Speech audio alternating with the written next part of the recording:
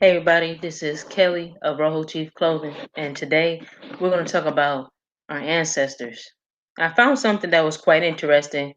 What it is, it deals with, the special, it's like some sort of special schedule for Indian schedule that I happened to come across, and I found it to be quite interesting because it says something about, it mentioned, our ancestors having more than one wife or more than one husband.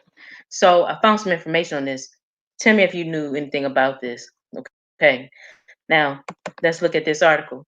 This article right here, it says Boston College Third World Law Journal, Volume 30, Issue 2, and it says tribal marriages, same sex. Let's see here. Same sex unions and the intercondition conundrum by Mark P. Zaster. It says Capital University Law School. And then you have his email address right there. And then, so I'm going to skip down.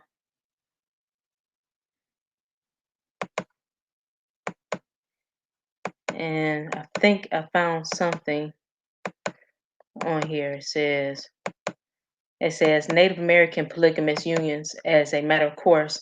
Tribes recognize marriages that states customarily consider void for violating an important public policy of the state. Nonetheless, most states recognize those unions as valid, even though these unions had never been void when they had been celebrated on non-tribal land.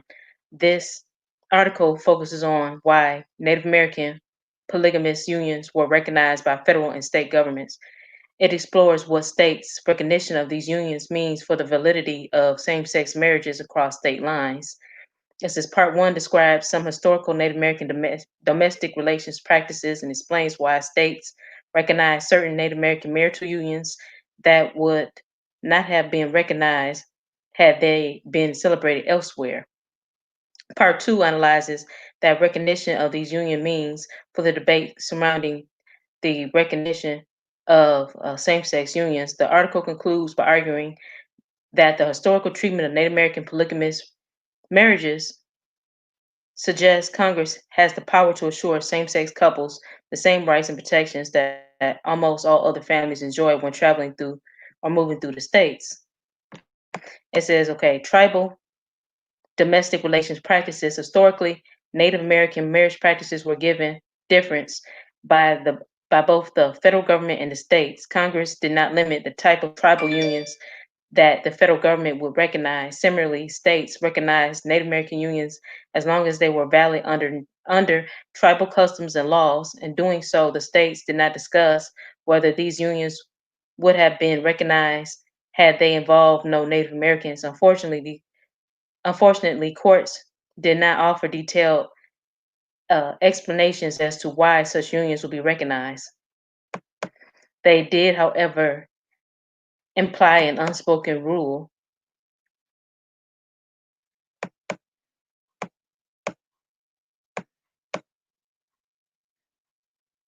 It says making recognition of tribal unions mandatory, but allowing local and public policy to determine the validity of non tribal marriages.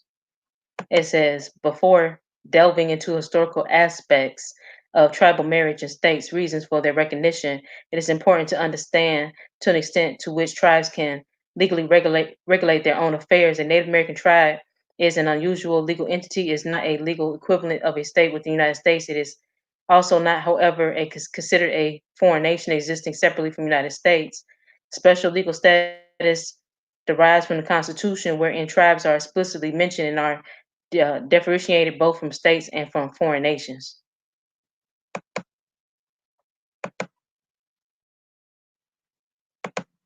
Indeed, the Supreme Court has described Native American tribes as domestic dependent nations, which are completely under the sovereignty and dominion of the United States. Yet, in the eyes of the court, tribes are also separate sovereignties capable of regulating their own internal affairs. In United States versus Wheeler, the court explained that until Congress acts to try to retain their existing sovereign powers, the court further clarified that Native American tribes possess those aspects of sovereignty not withdrawn by treaty or statute or withdrawn by implication as a necessary result of their dependent status, absent congressional action of the contrary. Tribes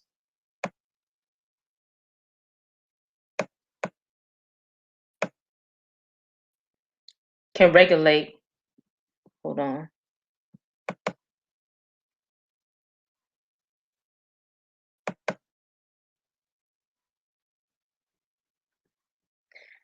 uh-oh, let's see.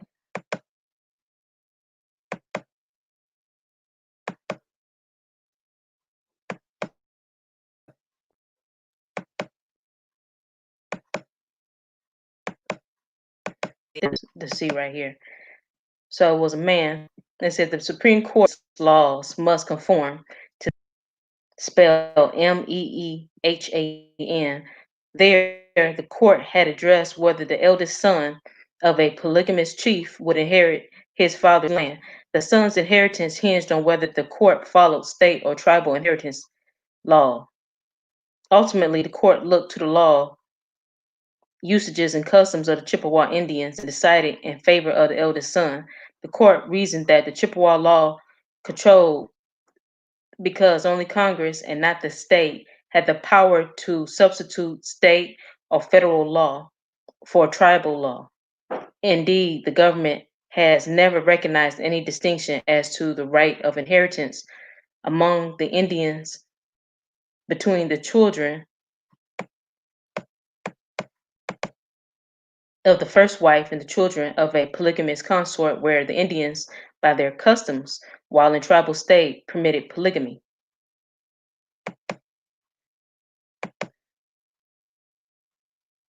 Okay, so basically, what they're saying is that only the Congress, like the state, doesn't have anything to do with, with tribal laws, because the Indians, Indian nations in the Constitution, they are supposed to regulate their own affairs, and they have the sovereignty in order to do so.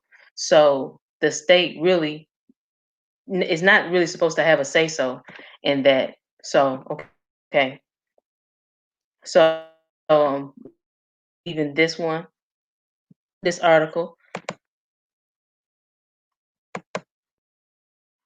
and now I'm going to share another article.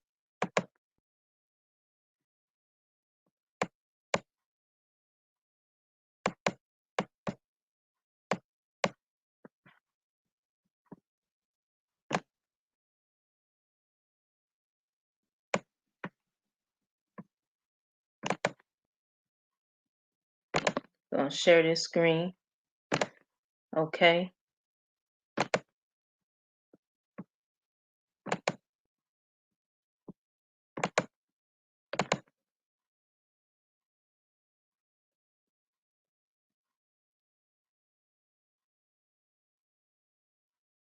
And this is by Guardian. It says places where women have more than one husband. 5 places where we have more than one. And it looked like the article was written by called A King. That's how it's pronounced.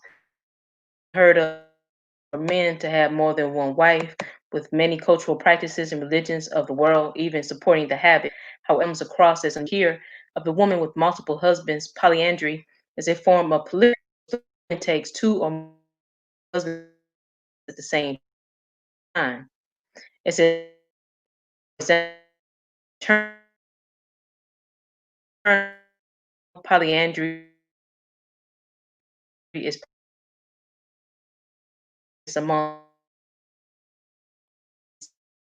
in, in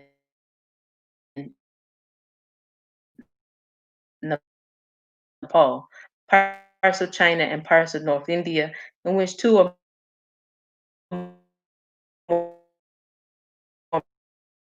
brothers are married to the same wife having equal sexual access to both.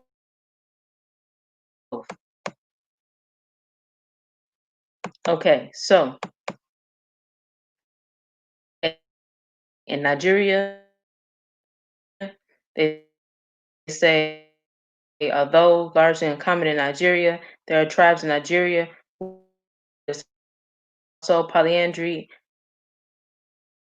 among the Igwe of Nigeria.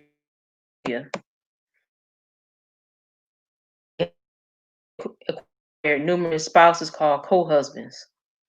Okay, so it happens there. India as a country has more than one tribe practicing polyandry. Polyandry is prevalent in parts of India by the Paras and the Jew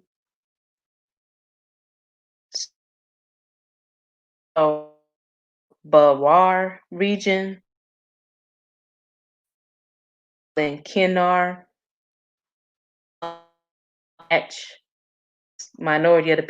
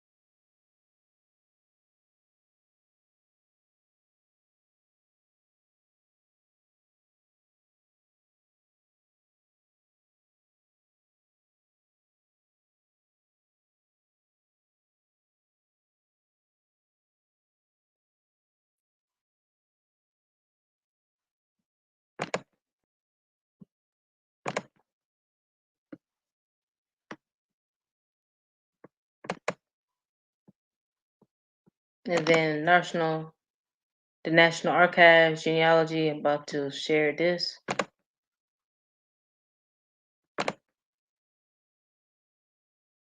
And here it says the 12th census of the United States, 1900, special inquiries relating to, and you see right here,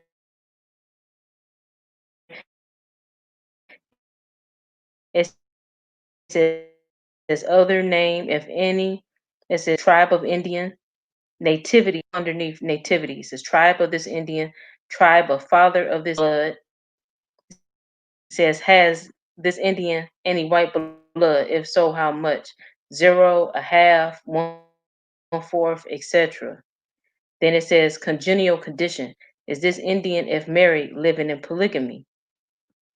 Then it says citizenship. Is this Indian tax, year of acquiring citizenship? It says was citizenship acquired by allotment?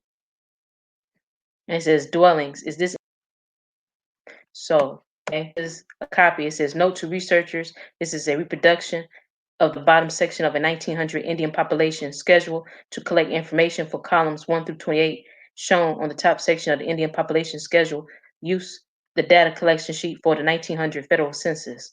Now, this is from the National Archives and Records Administration, which is found at www.archives.gov, okay? And for short, it's the NARA. And then, then they have the second part. It says column 33, if the man has no white blood, write zero. If he or she has white blood, write one half, one fourth, etc. Whichever fraction is nearest to the truth. Column column 34, if the Indian man is living with more than one wife, or if the Indian woman is a plural wife or has more than one husband, write yes. If not, write no. If the Indian is single, leave the column blank.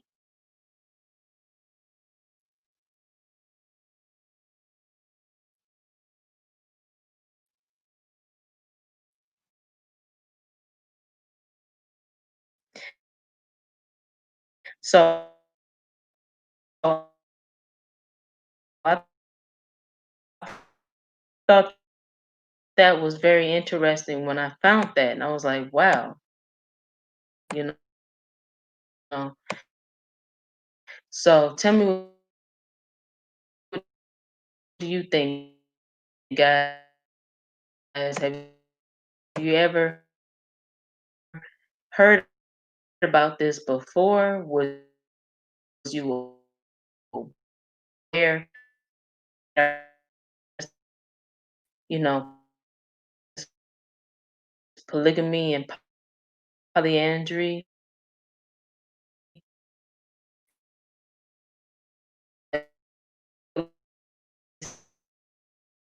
Like they said, uh,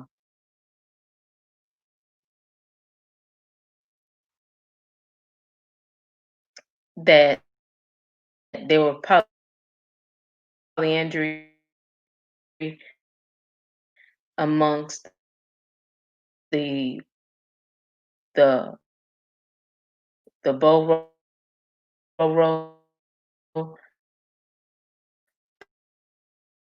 people, like 70% of the Amazonian cultures have believed in having a multiple parentage. So I thought that was interesting, and so did the Tupi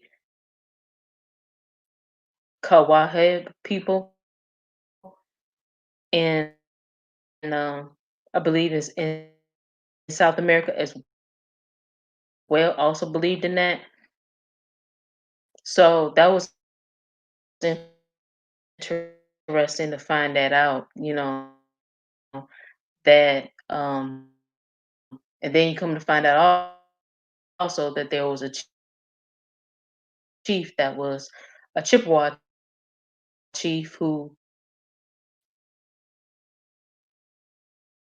died, and then he left his property to his children, and then the state was trying to figure out, how the property was going to be given, like whether if it was legal or not.